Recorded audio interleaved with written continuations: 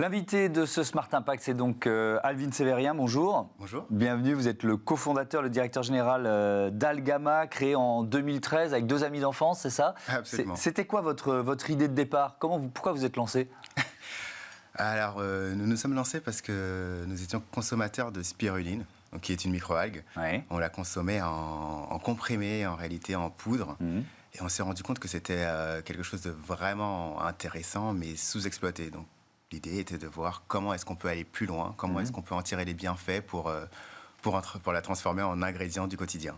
Et donc, l'idée, c'est d'utiliser ces microalgues dans l'alimentation humaine, c'est ça? Alors, déjà, quelles sont les caractéristiques, les avantages de ces microalgues en termes de qualité nutritive, etc. etc. Alors, les microalgues sont des micro-organismes qui ont énormément de qualité, donc un taux de protéines extrême, jusqu'à 70% de protéines, des acides gras polyinsaturés, donc les oméga 3, 6, 7, 9, qui sont des acides gras essentiels pour l'organisme et qu'on est obligé d'aller chercher ailleurs. On a aussi un nombre de vitamines absolument incroyable, des minéraux. C'est un super aliment, mais encore sous-exploité. Ouais. Et alors, comment vous l'exploitez? Parce que c'est une chose d'avoir l'idée de départ, après il faut passer à un processus qui va devenir de plus en plus, entre guillemets, industriel. Donc comment vous l'exploitez? Oui. Alors, c'est pas forcément simple, oui. mais nous avons ce que nous faisons est finalement basique. Donc, on la transforme en ingrédient. Oui. On s'est dit, il y a quelque chose d'intéressant dans ce produit. Mais en même temps, c'était difficile de l'atteindre parce que quand on prend une microalgue comme ça dans la nature, on va trouver quelque chose d'assez fort en goût, d'assez fort en odeur, d'assez fort en couleur également. Donc l'idée était de pouvoir voir comment est-ce qu'on peut la transformer, un peu comme on va transformer un grain de blé en farine. Donc nous, on se positionne là-dessus, sur la création de technologies qui nous permettent d'extraire le meilleur des microalgues.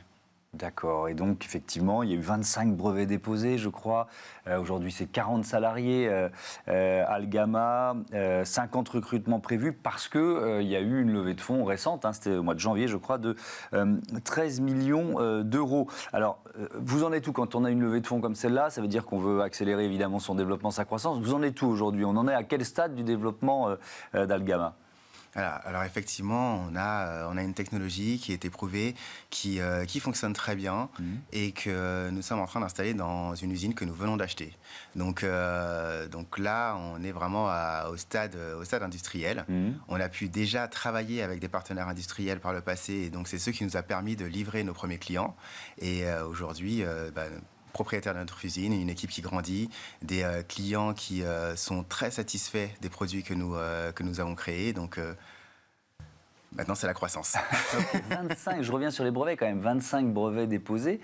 On est dans quel domaine d'innovation? Vous dites c'est pour transformer la microalgue en un aliment utilisable ensuite pour en créer d'autres, c'est ça si j'ai bien compris? Oui, c'est ça. On n'a pas encore précisé ce qu'on fait, mais notre ingrédient phare nous permet de remplacer les œufs.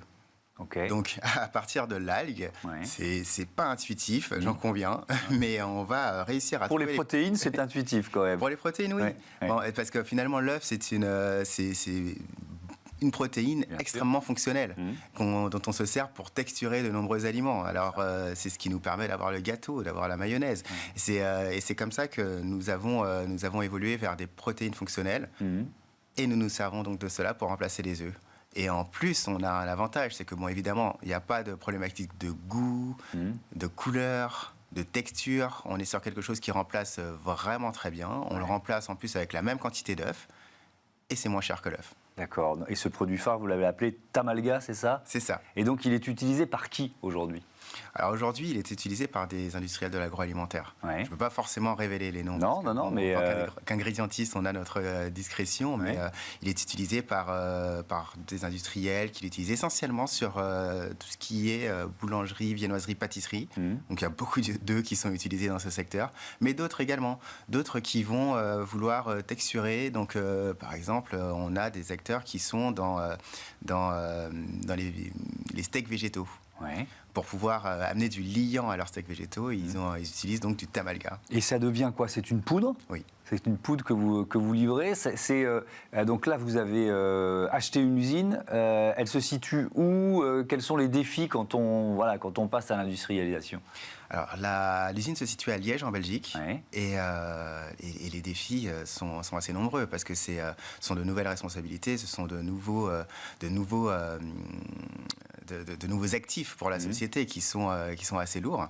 Mais c'est en même temps la possibilité d'avoir la maîtrise intégrale de nos procédés. Parce que jusqu'à aujourd'hui, on travaillait, comme je le disais précédemment, avec des partenaires qui nous permettaient de faire la première version de notre produit. Mais nous avons déposé beaucoup de brevets sur des technologies qui sont absolument uniques et qui nécessitent de les placer chez nous et en sécurité derrière nos murs bien opaques.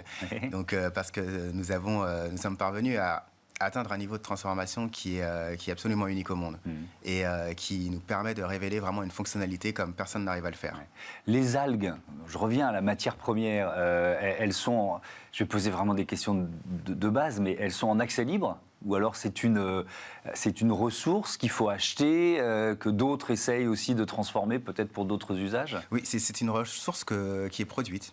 Donc les algues sont produites. On parle surtout de micro-algues chez Algama, à vrai dire, qui sont un peu particulières. Donc comme je disais tout à l'heure, ce sont des micro-organismes. Leur production donc est très saine, très intéressante, mais aller la chercher dans la nature représenterait donc des complexités et des risques aussi importants, parce que je vais vous donner quelques exemples sur leurs propriétés. Elles sont effectivement très très riches avec de nombreux nutriments, mais elles vont aussi avoir la faculté de capter les métaux lourds. Donc vous pouvez imaginer si c'est produit dans un environnement qui n'est pas contrôlé intégralement, bien c'est quelque chose qui va être néfaste pour l'organisme. A contrario, dans un environnement contrôlé, c'est plutôt positif pour l'organisme. Pourquoi remplacer l'œuf? Parce qu'en fait, on trouve des œufs partout. Et quand on commence par l'œuf, on commence par vraiment une protéine extrêmement fonctionnelle qui permet d'avoir des propriétés de texturation extrêmes. Donc, en partant de l'œuf, on est capable de faire beaucoup d'autres choses. Et c'est vrai que nous avons déjà développé de nouveaux produits qui sont dans différentes catégories, donc les alternatives aux œufs, mais également aux produits laitiers, à la viande, aux poissons.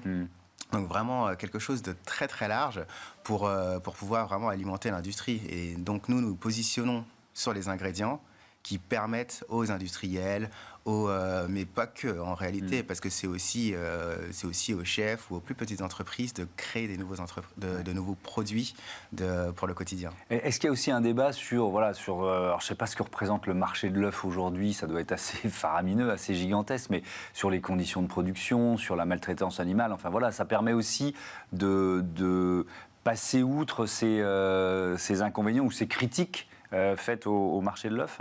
Aujourd'hui, l'essentiel des entreprises et des grandes entreprises agroalimentaires, mais vraiment au travers de la planète, ont pris l'engagement d'arrêter l'œuf en batterie d'ici à 2025. Donc ça, c'est quelque chose d'assez positif, mais c'est aussi un grand challenge parce que réussir à trouver suffisamment d'œufs quand on n'a plus l'œuf en batterie, c'est extrêmement compliqué.